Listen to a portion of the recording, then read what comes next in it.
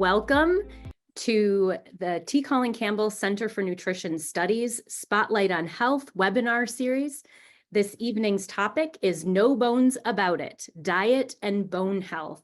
I am Natasha, the COO here at CNS, and I have the distinct pleasure of doing the housekeeping details this evening. So for those of you who may need closed captioning, at the bottom of your Zoom screen, there is the little box that says CC. Go ahead and click on that, and then it will ask you if you want to turn it on, and the answer is yes. So that is there for your listening pleasure.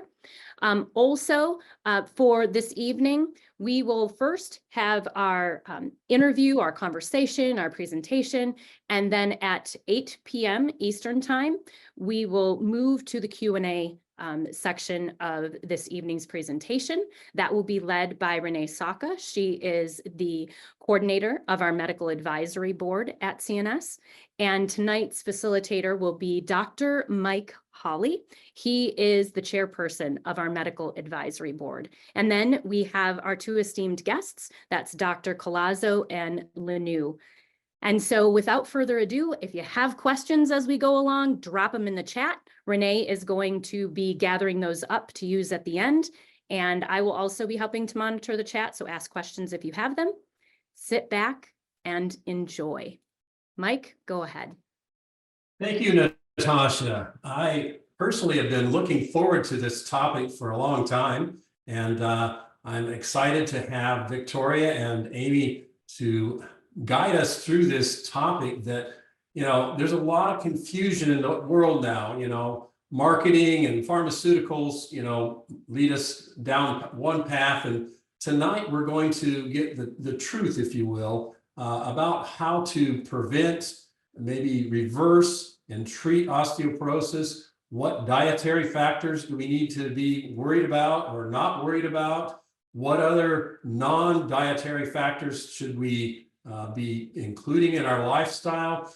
All these things to make us more fracture proof, as you will. So osteoporosis is a major non-communicable disease and the most common bone disease affecting 1 in 3 women and men. Listen to this, 1 in 5 men over the age of 50. So men were not immune to this. 70% of osteoporotic bone fracture risk is non-genetic.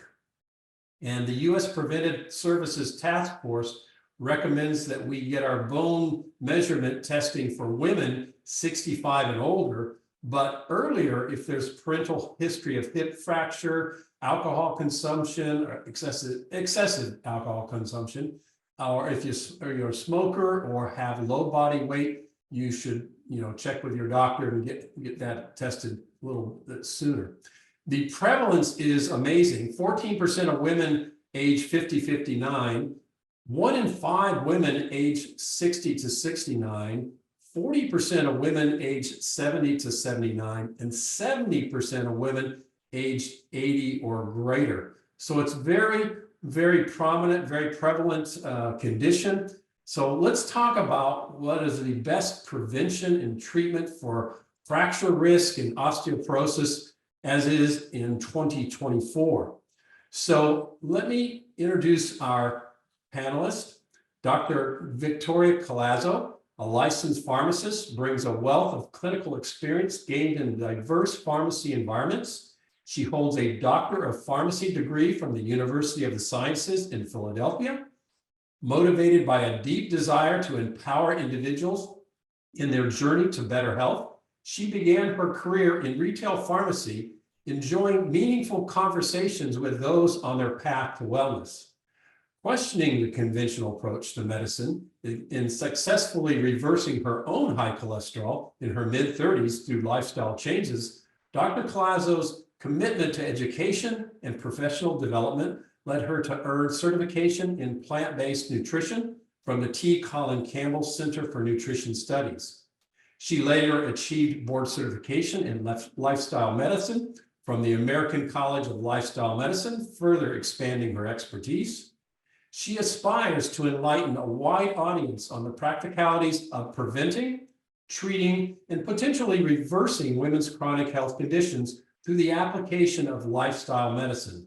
In addition, she takes great pleasure in collaboratively devising personalized strategies with individuals, enabling them to implement the essential behavioral changes that offer the best opportunity to minimize or even eliminate the need for prescription medications. Amy Joy Lanou, PhD, Professor and Director, North Carolina Institute for Public Health at the Gillings School of Global Public Health at the University of North Carolina at Chapel Hill. She formerly served as Senior Nutrition Scientist at Physicians Committee for Responsible Medicine. Dr. Lanou publishes on the relationship between vegetarian diets and dairy products and health, and is the author of Building Bone Vitality, a revolutionary diet plan to prevent bone loss and reverse osteoporosis. Our very own Dr. T. Colin Campbell comments on Dr. Lanou's book with the following. The authors have tackled an almost intractable myth that calcium is the one and only key to bone vitality. It isn't. Everyone who cares about preventing osteoporosis should read this book. Amy has also written Healthy Eating for Life for Children. So welcome, Dr. Collazo and Dr. Lanou. We're excited to have you here tonight to help us navigate this field of bone fracture, osteoporosis, and what we should be doing about it.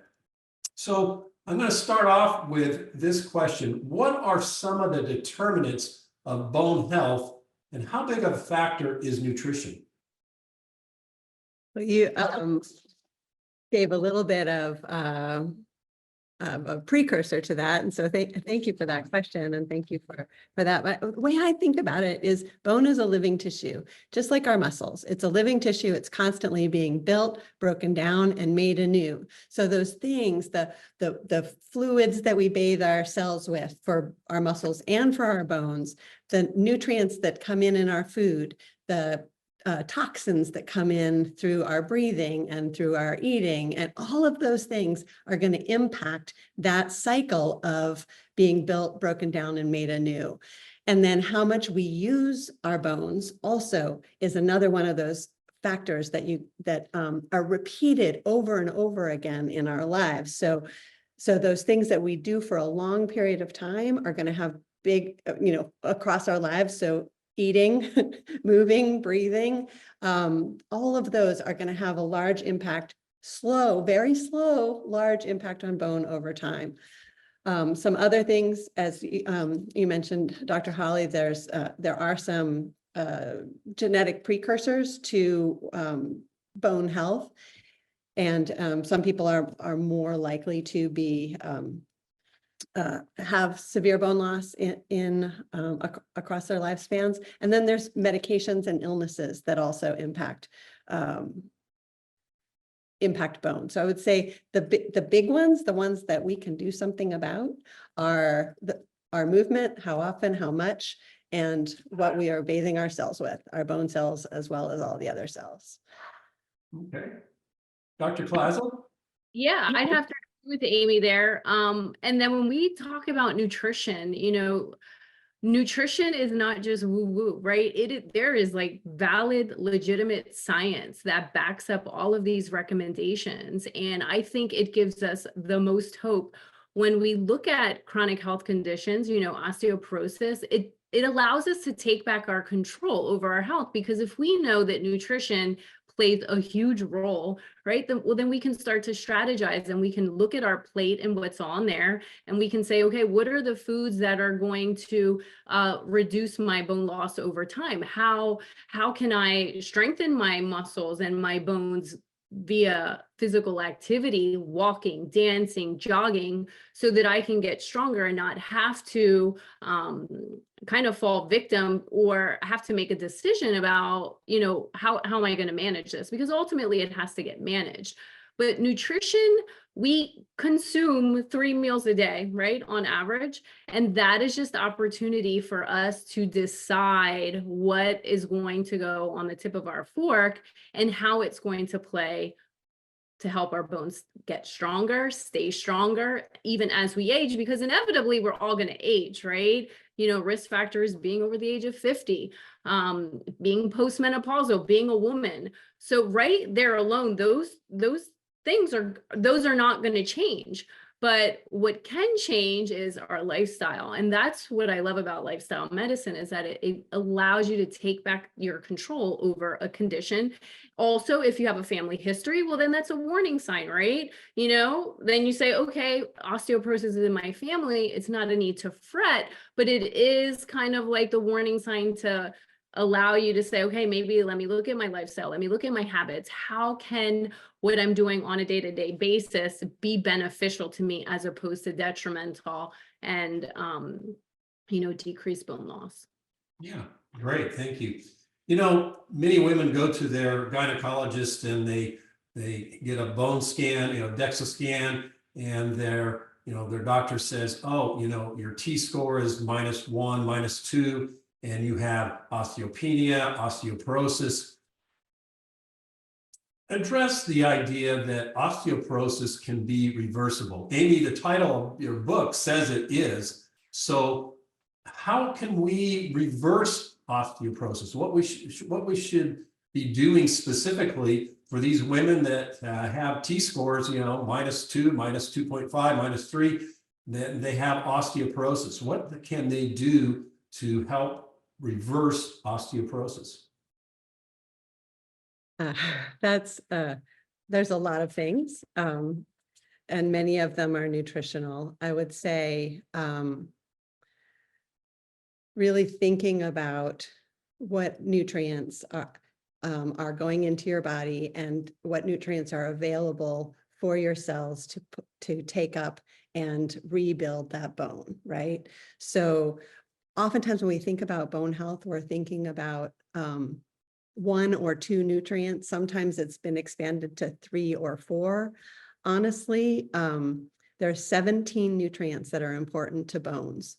And it's not just bone mineral density that matters. It's also that collagen structure that those minerals are hanging in.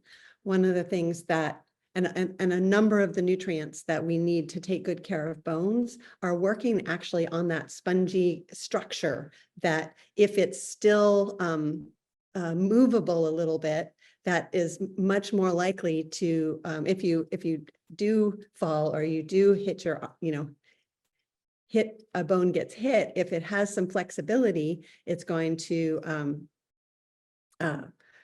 last through that, it's not going to get damaged by that that fall or whatever. So thinking about bone, not just for a single nutrient or a nutrient and one mineral and a vitamin, we've got to really think about all of those nutrients and also making sure that you actually are consuming enough food. Another osteoporosis risk factor is frailty. So when folks stop moving, stop eating because they're not hungry, because they're not moving, or they slow way down with those things, they tend to eat less, and then you just can't get in the nutrients that bones need, and the bones aren't being stimulated to take up those nutrients. And then I'll say there's some things you can avoid doing too, but one of those is, and I think one of the most important ones is reducing foods rich in animal protein. And guess what food is rich in animal protein that we all think or have been taught all our lives is important for bones, and that's cow's milk. Cow's milk is rich in animal protein. It also is rich in calcium. There's no doubt about that. But the calcium doesn't, there's sort of this series of assumptions, right? Bone loss is loss of calcium, or osteoporosis is loss of calcium from the bone or loss of mineral density from the bone. Milk has calcium. So if I just pour more milk into my body, my bones will be stronger. That's sort of the old-fashioned assumption that comes with the got milk and all sort of all the trappings around that. Well, what are they missing? What are they forgetting about? They're forgetting about how does that calcium get from my stomach to my cells in my bone? it needs to have the right conditions to move from the digestive tract into the bloodstream and then from the bloodstream into the bone. And so there's lots of different reasons why it might not get there. So sometimes high calcium diets don't help at all because the calcium isn't getting to the bloodstream, or it's not getting absorbed into the bone, the cells of the bone.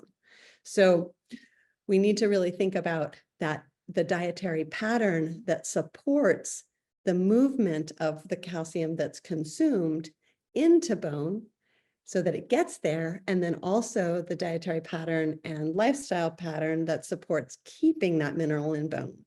And that's the physical activity, and also this sort of notion of a low acid diet, or and where do we get acid in our diet? Largely, our high levels of blood acidity is through the digestion of animal proteins. So I've gone on too long for one question, so I'll stop for a minute. We can keep good. going. Yeah, that's good. And you know, on the milk, you know, there's a quote that I like that you mentioned. The countries with the highest rates of osteoporosis are the ones where people drink the most milk and have the most calcium in their diet.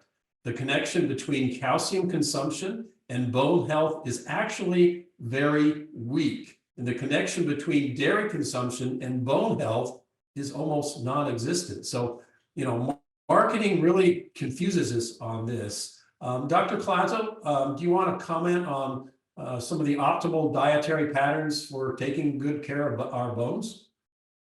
Yeah, I mean, number one, optimal dietary pattern is eat all the plants that you can, right? A whole food, plant-based diet. And I almost feel like I sound like a broken record when people ask me, well, what is good for bone health? What is good for mental health? What is good for digestion? It is like you get the most bang for your buck consuming a whole food plant-based diet. Protein is number one, right? Well, where am I going to get my protein? There's protein in all plants in varying degrees, right? But nonetheless, you're still going to get protein. Protein is found in all plants. Your calcium, you can absolutely get calcium. When I think of calcium these days, I think of beans and greens. And a short little story, last May, right before Memorial Day, I was walking my dog in a pair of flip-flop slides, and I broke my 5th metatarsal. It is the first bone I've ever broken in my whole life. The most excruciating pain. I went on to I had to wear a boot for like 12 weeks. And then even afterwards, I couldn't resume my normal physical activity. And let me tell you, if that was just a preview of what it would feel like to have a fracture, I consume a whole food plant-based diet. I've been whole food plant-based since 2018. I just started pushing more beans, more greens, more pineapple, more foods that were going to help inflammation. I didn't have to take one ibuprofen or any pain relievers. And in fact, my doctor discharged me a month early. And he asked me, he said, wow, he was like, I was really expecting you to, your treatment to last maybe a month or two longer. And I looked at him and I said, doctor, I said, it's because I eat my beans and my greens. I keep my calcium in my bones, right? So when we're consuming a whole food plant-based diet, you get your calcium. You're going to get calcium in your beans and your greens. You're going to get your vitamin D from the sunlight. You are going to get other nutrients, like Amy said. I mean, it's when we think of bone health, we think, oh, it's just calcium, right? But it's not about calcium. You need vitamin A, vitamin B, vitamin C, vitamin K, vitamin D, manganese, phosphorus, magnesium, all of these things that you will also consume while you're consuming a diverse and colorful plate. So it's super important to kind of keep that in mind, that yes, calcium is important, but we also need other nutrients in the right proportion, and we need them to consume them regularly. So when I think of nutrition, those are the things, you know, diversity, colorfulness on my plate, And the beans and the greens, they are your friends. In addition, the fruits, the vegetables, the whole grains, you will never eat boring food, eating whole food, plant-based. And also you are going to give yourself the maximum nutrition. Yeah, those are excellent, excellent points. And I like it the way both of you brought out that it's just not calcium and vitamin D. That's what, the marketers and others want us to believe. And that's really not the truth. That's not what the science is telling us. In the past, I would see women come in and list of their medications was calcium, 1,500 milligrams a day. I don't see that so much anymore. Either one of you want to address the recommendations of calcium supplements? Yes, no? Tell me about that. So I'll speak a little bit to that, and I imagine Dr. Collazo will have some maybe somewhat similar or different ideas. But I wanted to tell you about a study that was published back in British Medical Journal in, I guess, about a decade ago. They followed 100,000 people in Sweden for 10 to 20 years. And they concluded, the authors concluded, a higher consumption of cows, they didn't say cow's milk, but I'm adding that in women and men is not accompanied by a lower risk of fracture, and instead may be associated with a higher risk of death. Which is a really interesting thing to think about. So it's probably not the calcium that's making people die sooner, although it might be, but probably the foods that calcium is coming in, and it's coming also with an animal protein rich diet. So I will add, though, that there are also several studies that show high levels of supplemented calcium over 1,000 milligrams a day. It's associated with higher risk of myocardial infarction or heart attack. And so I've talked for a lot of years about calcium needs and calcium supplementation. I don't think it's a problem I don't think it's necessarily harmful, particularly if a person has a difficult time eating enough nutrients to support their to support them health through a healthy diet, to supplement at low levels of calcium, maybe 200 milligrams once a day or 200 milligrams twice a day. If you take 1,000 milligrams at once, you're going to get only a small portion of that absorbed. But if you take if you took 200 milligram calciums, one early and one late in the day, you'd get more calcium because of the higher proportion that's absorbed, the higher percentage that's absorbed, than if you took the 1,000 one time a day. So the supplementation isn't necessarily a bad thing. I also recommend or I think it's fine for people to supplement vitamin D if they know they have low vitamin D status. I don't think there's any need to blanketly supplement all sorts of things, but there are some things that people who eat an entirely plant-based diet, and particularly if you're in places where there isn't a lot of sun, vitamin D status might be low, and then supplementation with vitamin D could be beneficial to bones. I'm not sure if I actually answered your question, Dr. Holly. Yeah, I mean, what I'm hearing you say is calcium supplements are not necessary, but for some people, low amounts of calcium in supplement. And I guess I follow that up. Pardon? I was going to say, you were also asking about the total amount of calcium needed or recommended. Correct. Okay, so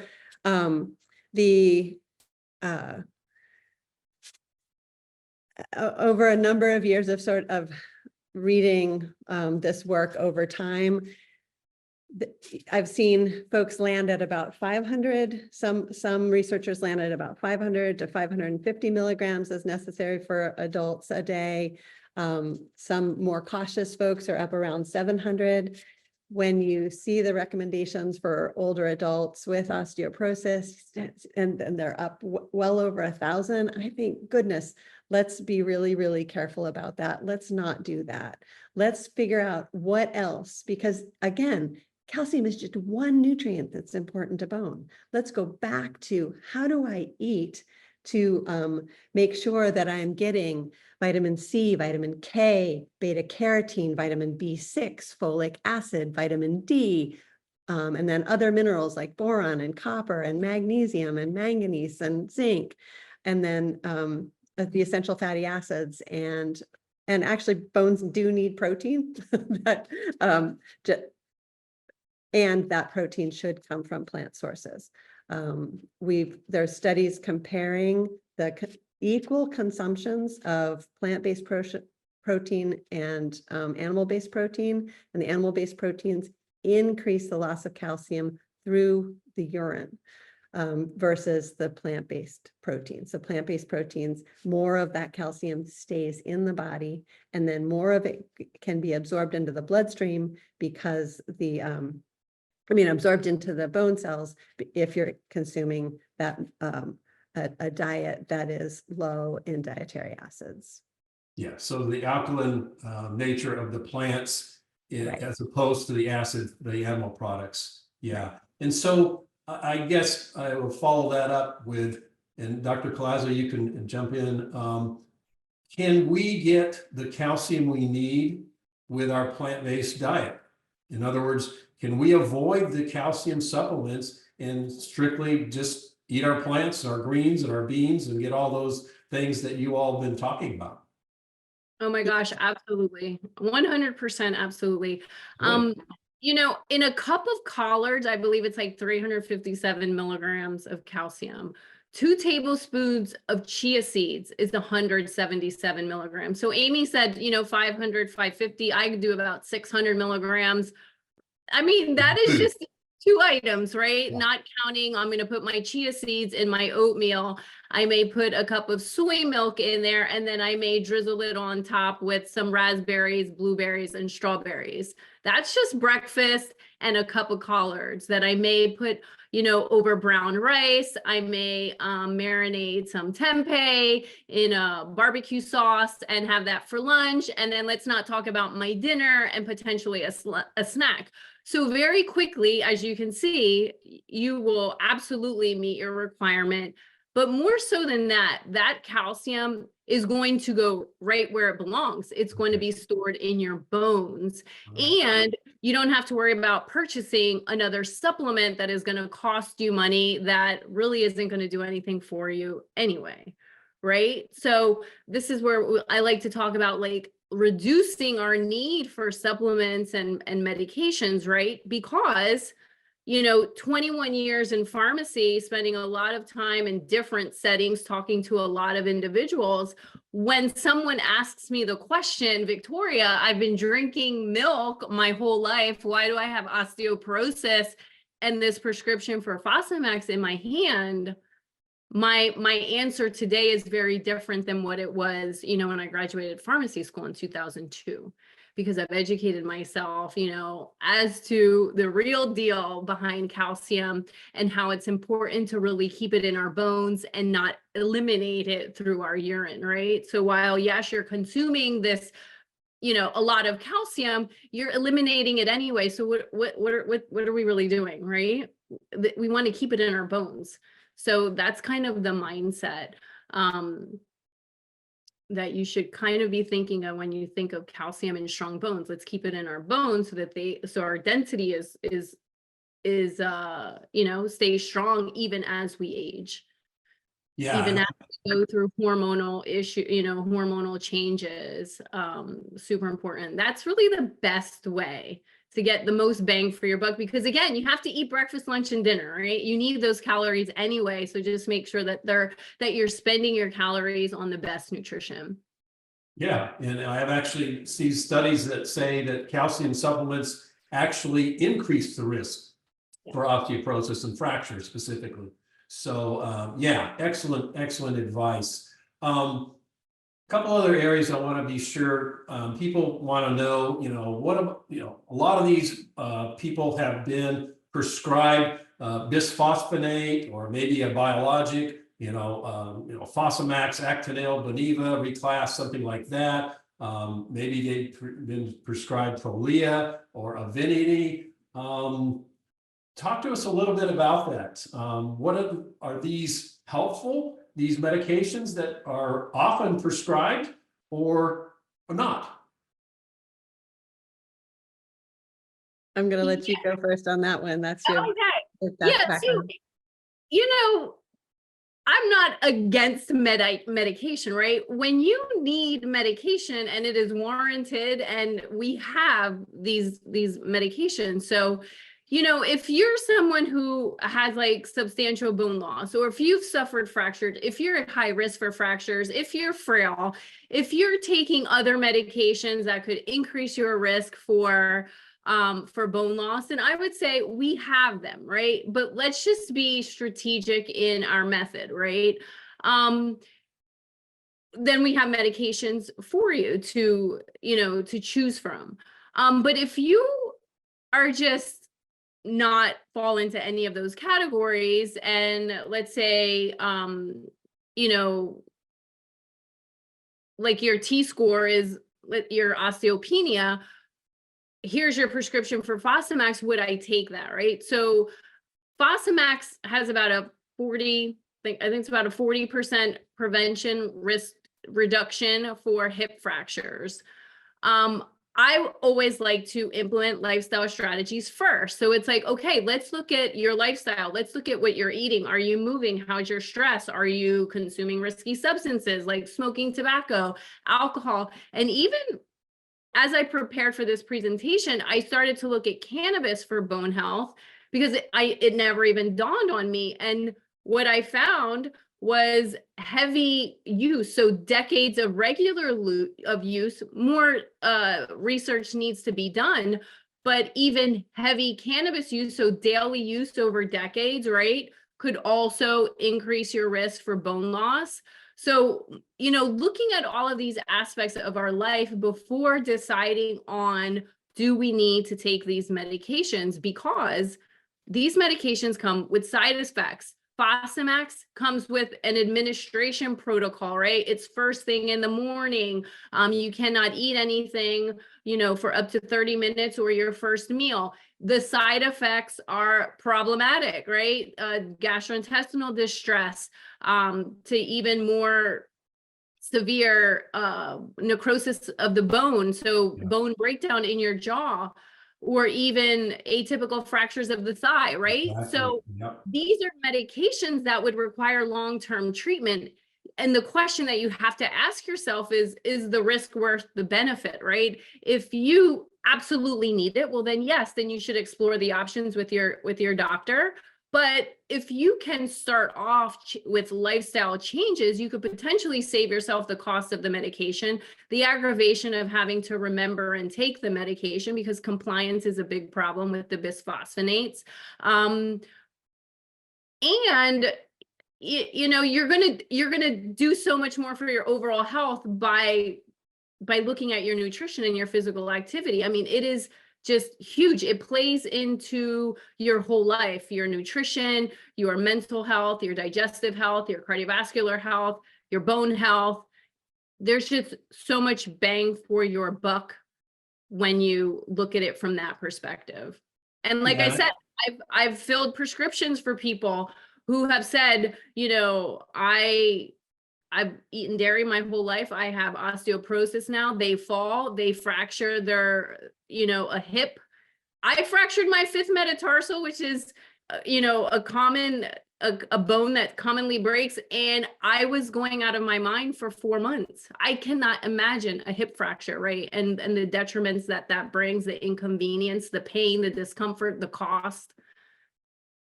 Yeah, all excellent points. And I think you mentioned, what are your risk factors? If you have no prior history of fracture, some studies with bisphosphonates say, there's no significant advantage at all. So you need to have that discussion with your doctor. and have him or her explain to you why they want you to take this medication. And maybe it's right for you, depending on the risk factors. But yeah, jawbone necrosis and atypical femur fracture, not common, but you know what, if you get that, it's really, really serious. And the newer ones, Evenity and Prolia. Evenity has a little increase for heart attack and stroke, and Prolia with back pain and joint pain. So yeah, excellent. Amy, do you want to jump in here? And Yeah, I was just thinking about the pharmacologic agents that increase bone density. Sometimes they increase bone density, but don't reduce hip fracture or don't reduce fracture. yes. And that's because it's only paying attention to that one nutrient again, to getting that calcium into bone. So if you think about, I often try to think about this, like, it's like building a brick wall with no mortar between the bricks. And you build another wall with mortar between the bricks. You have two brick walls. You take two lawn tractors and you drive into them. Which one's going to fall down? The one without the mortar. So building more bone density without strengthening the spongy structure that those nutrients are in that makes up bone is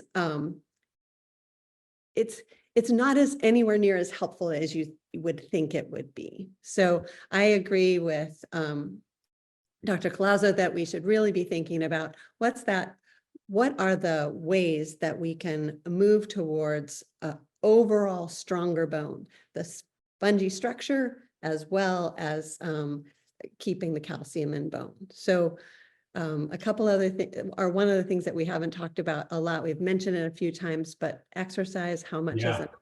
That's where I'm going to go next. So go ahead. Okay.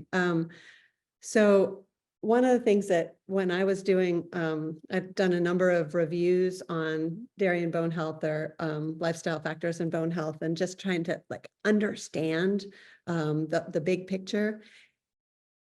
It's something like 86 or 87% of the studies that have been done on exercise, the impact of exercise on bone show positive effects, and the positive effects are like 50, 70% higher, better.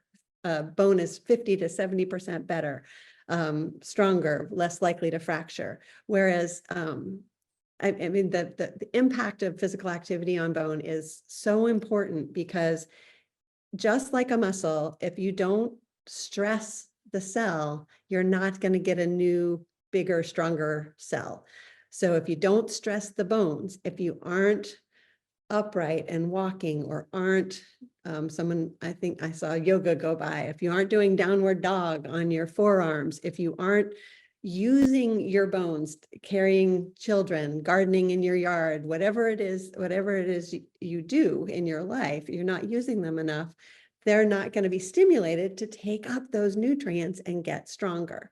So the worst thing you can do is sit in your chair all day long and eat burgers and drink milkshakes.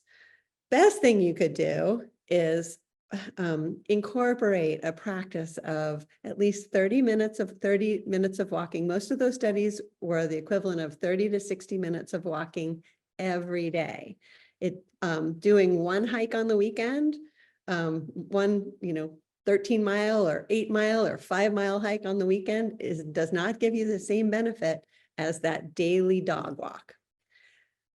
And folks wonder, sort of why that might be the case. Well, it's because of the slow movement of the cells of bone. So you want to have every day have the right nutrients there. You want to have every day minor stresses on those cells to make them want to take up the nutrients and rebuild themselves. So and this is kind of where I was starting with that notion of these sort of bone is living tissue, right? What is that environment that those cells are living in? We've got to improve that environment. So other ways to improve that environment is reduce or avoid high levels of caffeine intake, avoid smoking, as Dr. Holly mentioned early on, avoid overconsumption of, or avoid the consumption of animal protein. And then what can you do on the positive side? You can walk, you can go outside and play. This is what I tell my college students, right? It's like sunshine, physical activity. Those two things together are going to help improve the environment for the cells, the environment for all the cells in your body, but your bones are not alone in this, right? So anyways, exercise is super important, but it doesn't have to be crazy. And in fact, really high levels of physical activity, especially when there isn't enough, well, you can make your bloodstream acidic by really high levels of exercise. And if you don't do appropriate recovery, you can, so sometimes we see folks like long distance bikers who are doing a lot of physical activity, but there's no stress on their spine or limited stress on their spine. Then we see earlier bone loss sometimes in long distance because they're basically because of the acid load, and then oftentimes there's a difficulty just keeping up with an amount of nutrients that you have to get in for those kind of endurance activities. So my point was saying that is not to put bicyclists under the bus. It's instead, or swimmers, we see that sometimes in swimmers too, or athletes who are restricting their calorie intake. They restrict the amount of food they're eating so they're not getting the amount of calories that their cells need to replenish and repair, including their bone cells. And we see those impacts over a long period of time. Excellent point. Thank you. I want to just drill a little bit more on, because we are told weight-bearing exercise, and you touched on that. I want to sort of define that for our audience. What is weight-bearing exercise and what is not? In other words, are there certain forms, you mentioned bicycling and swimming, that maybe is not, ultimate for our bones, good cardiovascular and all that sort of thing, but for those people in the audience that say, I need to build my bone back, what are the best weight-bearing exercises? Is just walking enough? Or is it walking with a 8-pound, 10-pound vest better? Because I've seen some studies that say that's even better. So Victoria or Amy, please comment a little more on what is weight-bearing exercise. Yeah, so weight bearing, I mean, walking is a great way to get your aerobic exercise, but briskly walking, right, is going to be even better, right? So you want to get your heart rate up. You want to start moving your arms. You should start to feel like you are working, right? I know sometimes, when I'm at the gym, I just see people just casually on the treadmill, and I'm like, give it a little bit of gas, right? Get your heart rate pumping, get that blood flowing. You could also jog, right?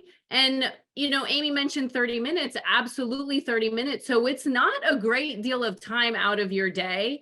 I tell people schedule it just like you schedule yourself to show up at work, or you schedule yourself to go to the spa or any other appointment. Schedule an hour, give yourself an hour to get there, to get into, the gym, or if you're walking in your community or meeting your accountability partner, jogging, brisk walking, even dancing. I'm licensed to teach Zumba, and I actually got licensed to teach Zumba just because I love to dance. You can do that in your home. You can do that in a hotel room. You can do that anywhere. If you're worried about, I don't want to go to a gym because I don't want people to see me, you can do that at home. You turn on the music to whatever you want and you just have at it. It's a party in your bedroom, living room, wherever.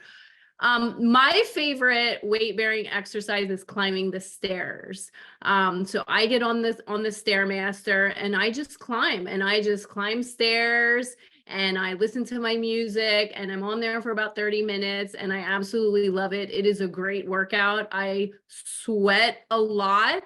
And afterwards I feel really good. I love cardio. I genuinely love it. I know some people don't, but the point is that you're stressing those muscles, right? You're working, you're getting that heart pumping, you feel that weight, you're moving your body. It's not a casual, you know, I mean, you can, getting your steps in is absolutely awesome. But when you're really like weight bearing, so you're bearing weight, jogging, brisk walking, dancing, favorite, stair climbing, which is my favorite. The other point that I wanted to make too, that is even if you have osteoporosis, you may think that you're exempt from exercise, right?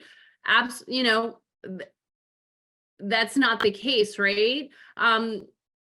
Obviously you want to do exercises that are not going to hurt you, and you could work with, say, a personal trainer and implement a plan based on the things that you like.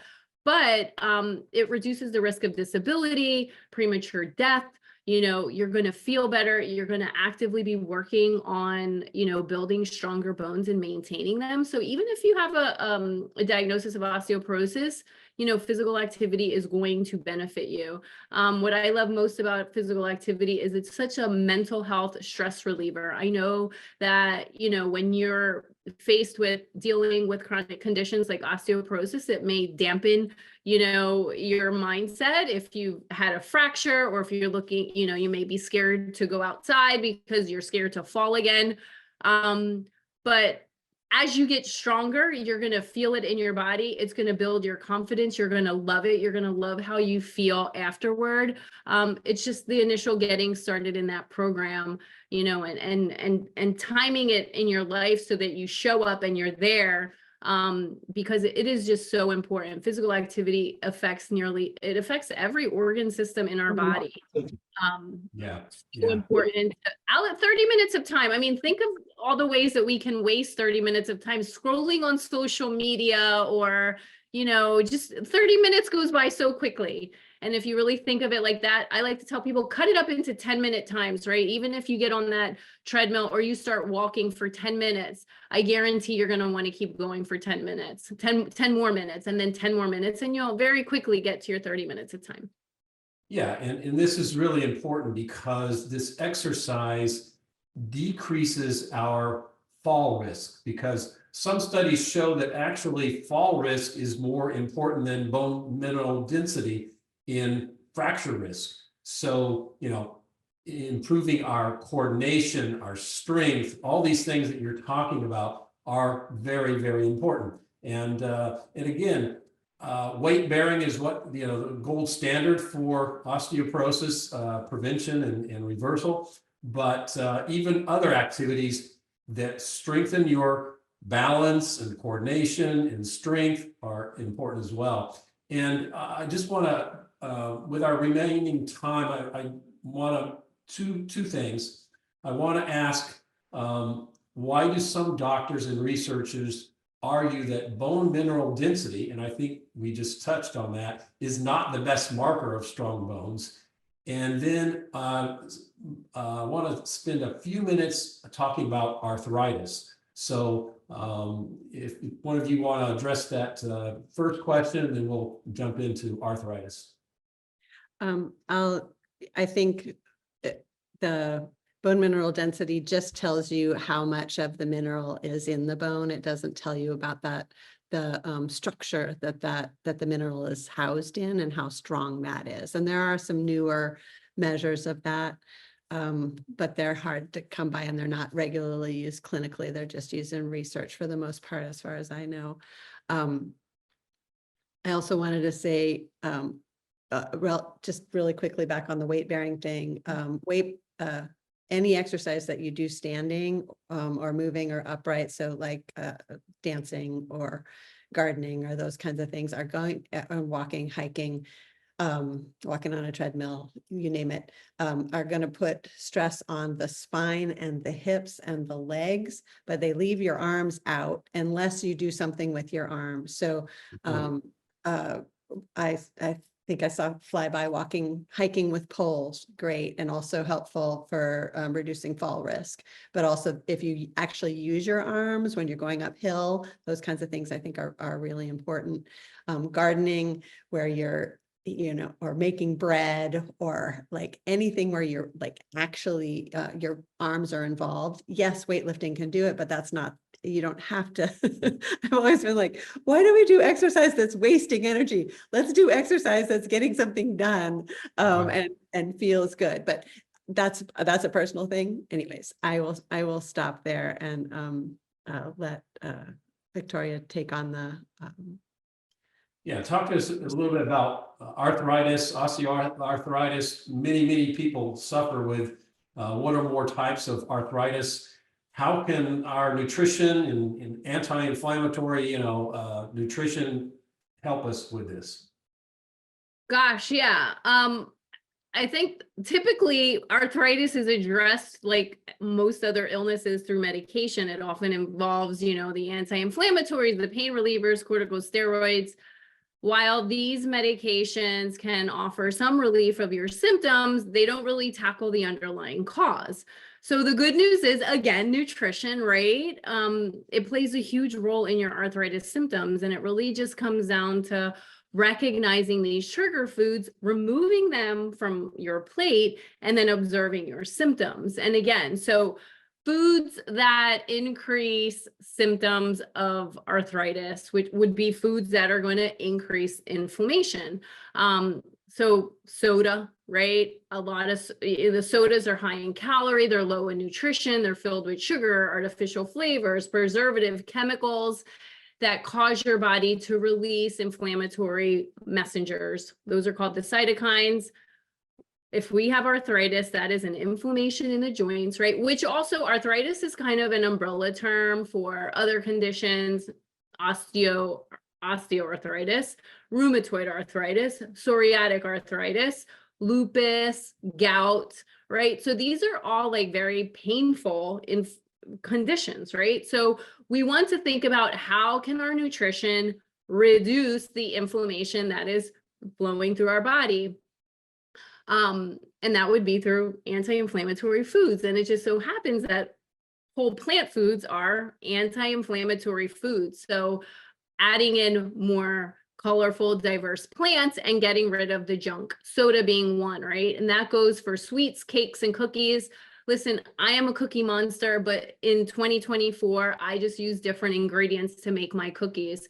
So while a whole food plant-based, we're talking about beans and greens, we can also make cookies, cakes, and sweets with whole plant foods as well. There are so many recipes. I encourage you to check out the Center for Nutrition's studies recipes online if you are looking for some motivation. Alcohol negatively affects nearly every organ system. It's associated with high levels of uric acid in a condition like gout, where you have an accumulation of uric acid in your joints of your big toe, which when a flare occurs, you have pain, right? Alcohol. I know it's everywhere. You don't need it. You really don't need it. And that's all I'm going to say about that. You really don't need it. Try to reduce or eliminate it as much as possible, because it could lead to your increased inflammation and more pain in your body. Meat and dairy, again, we've been talking about that. Saturated fats. When you cook your meats, it could lead to the accumulation of advanced glycation end products that increases inflammation. Meat, omega-6 fatty acids. All of that is just an accumulation of inflammation. And again, when you have this condition where your joints are inflamed, we need to get rid of that, right? So again, choose whole plant foods. They're anti-inflammatory. And one other group of foods, the processed foods, the prepackaged foods, processed foods, they have saturated fats, high sugar, chemical preservatives. All of those things are not conducive to decreasing inflammation and could trigger more pain in your body. Yeah. and they're acid forming. They tend to be more acid. Yes, and they're acid forming. Absolutely. Yeah, the meat and dairy, 100%. Yeah, very good. So unfortunately, our time is short now. So I'm going to leave a couple minutes for each of you to kind of give your closing thoughts, recommendations, anything you want the audience to take home with them tonight? What are things that are important? We talked about a lot tonight. So Amy, I'll let you go first, and Victoria, you'll follow. Let's see, I would say get off the dairy, but consume at least 500, maybe up to 700 milligrams of calcium a day from plant sources. Test for vitamin D status. If you have low vitamin D, supplement vitamin D. Your doctor can do it easily. It's not expensive. Increase your fruit and vegetable servings. Even if you're eating a plant-based diet, but you're not eating very many fruits and vegetables, you want to have at least 6 to 9 servings of fruits and vegetables.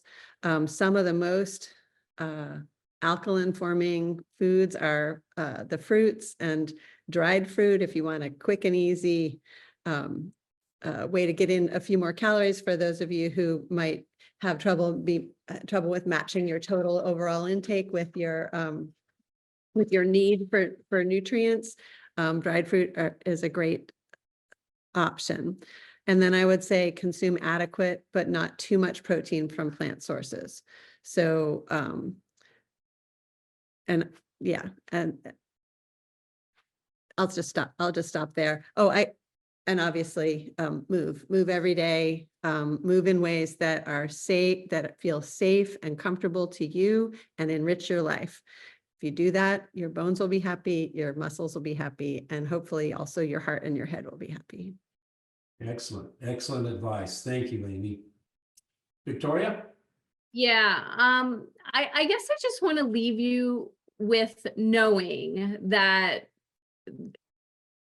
you will not feel deprived eating a whole food plant-based diet. And it's like the health that you are going to be feeding into your body, because food talks to all of the cells of our body. So while, in conventional medicine, we look at different organ systems, it all works together, right? So you won't be deprived. Is there a learning curve? Absolutely, but it's 100% doable.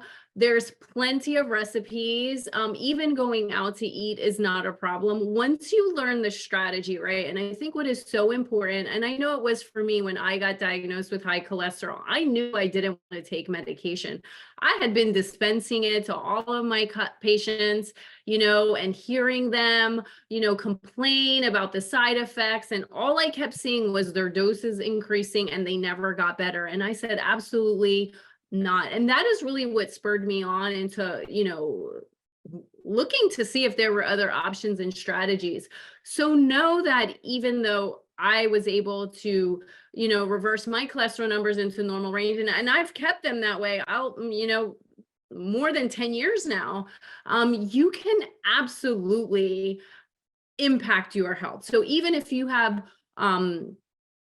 risk factors, even if right now you're like, well, my gosh, I'm not eating that way, or I'm not moving that way, and I'm not doing all of the things, start with one thing. Start with one thing that you can commit to. And as you go along on this journey, just keep adding on more and adding on more. The Center for Nutrition Studies website is a great resource for recipes and for education. And just start reading, right? Start reading about what you can do for your bone health today, or what you can do for your arthritis today, and then just keep moving in that direction, because it's absolutely possible to prevent and treat these conditions.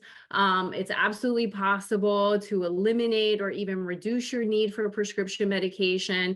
And think of what you could do with the cost, the financial cost that comes along with that. Think of how you're going to feel when you're able to get up out of your seat without any pain, or get on the treadmill, or go for a walk with your family and friends.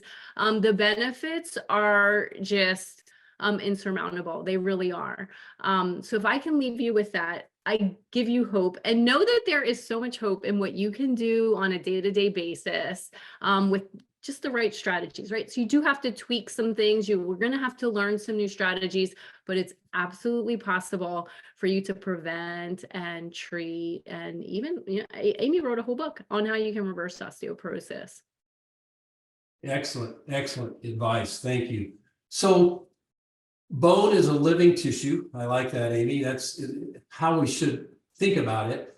Most people think about the mineral, calcium. You know, bone is strong, but as you all have pointed out, there are so many other factors to lead to resilient bones, collagen, all the framework that is surrounding that, and preventing our fall risk with exercise, that weight-bearing exercise, anything that increases our muscle strength, our coordination, our balance, all of that has been shown to decrease fall risk. And that's what is all about, because we want to decrease our risk for falling and the resultant fractures.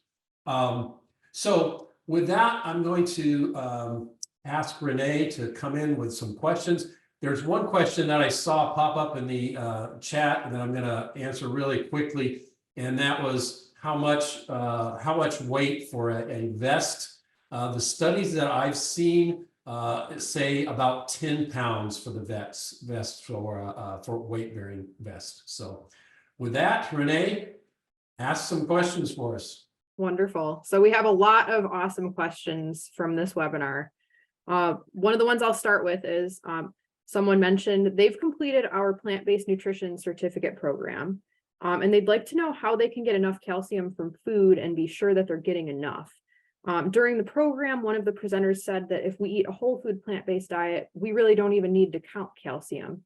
Can you guys speak on that a little bit more?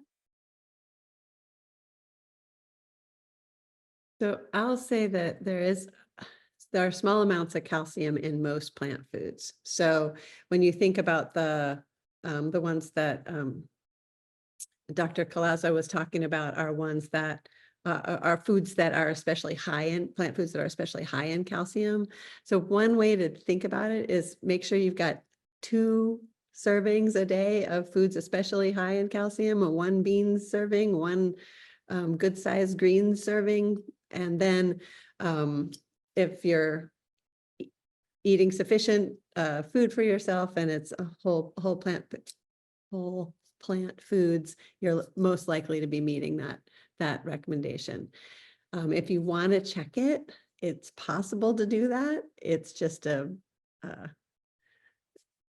nutrition analysis project to check. If you eat the same thing every day, sometimes you can check and just like, oh goodness, I need to add something here. I need some, if most of your days are in the 300 or 400 range, so you want to get a little higher than that. Perfect. Yeah, and another. I just want to jump in, Renee. I think too, it's so important to eat your calories, right? So you should be consuming your foods until you feel sufficient. You should feel full, right? Like, if you're going through your day and you're like, I have low energy, maybe you need to consume some more food. So when you eat a whole food plant-based diet, the nutrition is very high and the calories are very low. So if you're feeling low energy, like you're still hungry, and then hitting the foods that Amy had mentioned, and then too, like I said, collard greens are high, broccoli, your kale, your dark leafy greens. So a nice big salad that's very colorful. You're going to get, some legumes or some lentils, a beef, a bean stew or a bean chili, getting your oatmeal and your chia seeds and your berries, a mix of berries. Then later on for dinner, you'd have some tempeh and some brown rice and, some different vegetables, yellow or green or orange. As you can see, that's a colorful, diverse diet that is big portion of food to where you're not hungry, right? So that would be, just consuming your calories, consuming the foods. And then obviously, yes, you can test at your primary care office provider. And a lot of times they may call and say, oh, your labs were good. Well, you can ask for those labs and you can keep track of your numbers as well. Sure, absolutely. And are there certain foods, even plant foods, that negatively impact the absorption of calcium that we need to watch out for? Maybe need to space certain things out so that we're mindful of the calcium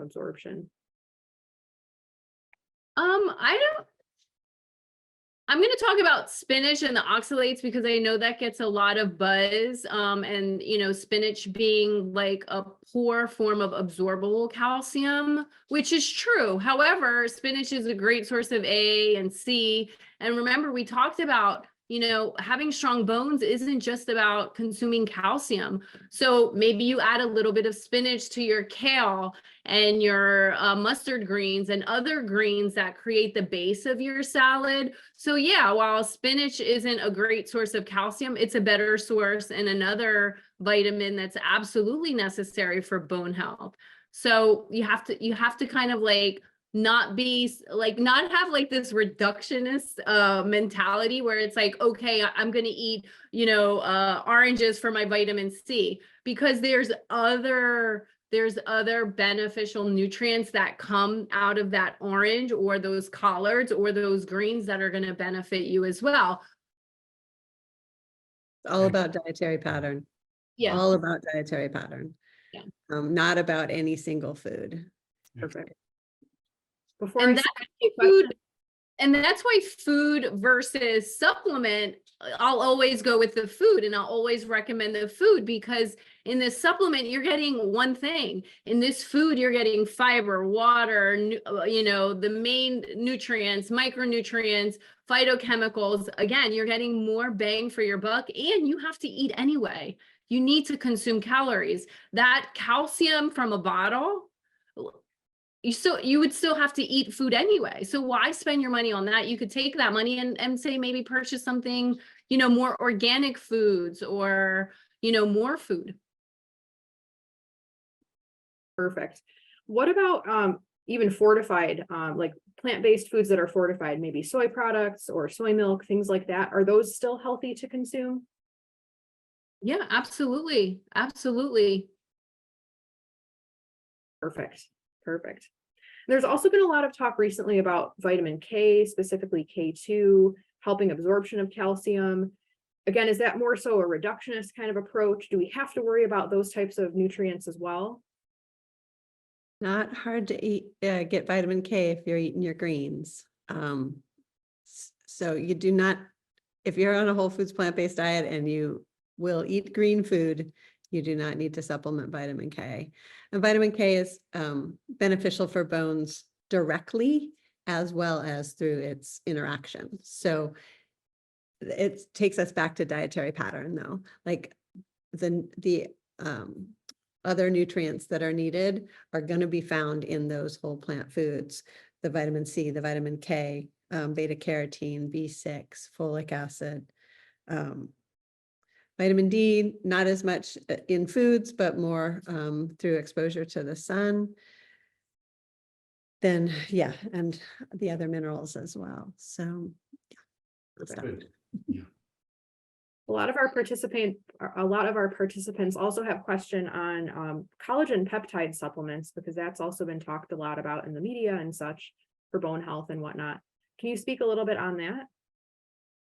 I personally have not seen any research on the consumption of collagen as a supplement benefiting bone. We don't have any problem making collagen. We just have to have all the raw ingredients there.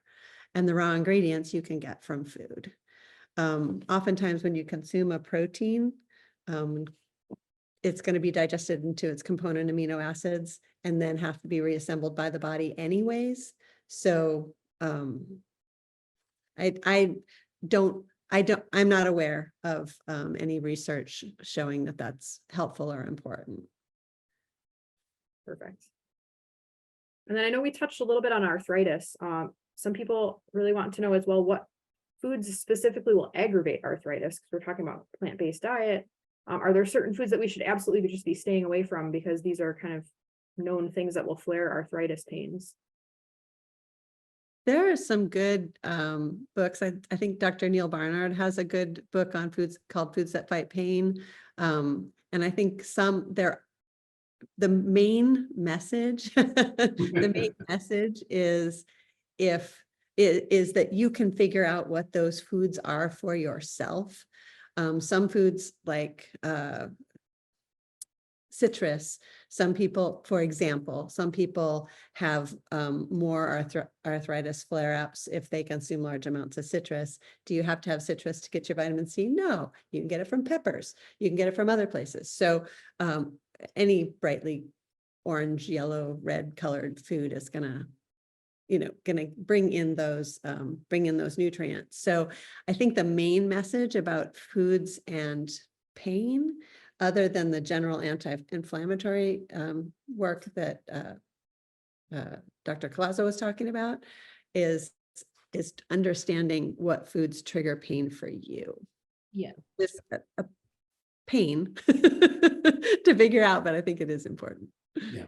Yeah, some people think the nightshades are a class of foods that aggravate arthritis, but that's not necessary for everyone. So it's very, very important to, yeah, as you say, figure out what worsens it for you. Yeah, and that's what his book talks about. Yeah. Perfect. And I'll end it with one last question here. We've been talking so much about a whole food plant-based diet and little bits of what that could look like. How do you guys personally make every meal a whole food plant-based power plate meal?